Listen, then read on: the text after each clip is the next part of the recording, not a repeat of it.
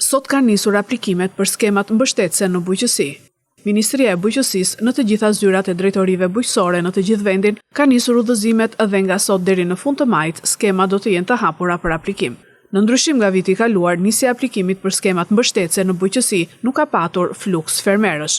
Kërkesat shtesë në skem kanë bërë që fermerët të sorollaten zyrave të drejtorive të bujqësisë dhe zyrave të pushtetit vendar. Erdhëm tani këtu, interesum pyetëm dhe marrim dokumentat.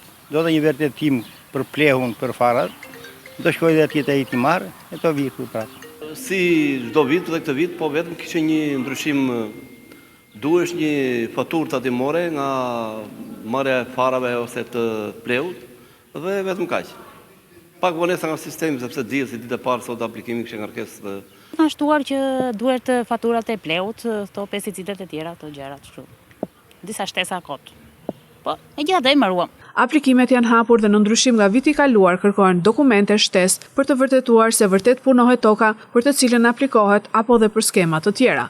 Ndërkohë Agjencia Rajonale e Ekstensionit Bujqësor Lushnjë ka hapur pika aplikimi jo vetëm në Lushnjë, por edhe në Divjak, Tërbuf, Kolonjë, Krutja, Allkaj, Fjershegan e Dushk për të shërbyer fermerëve në këto njësi administrative.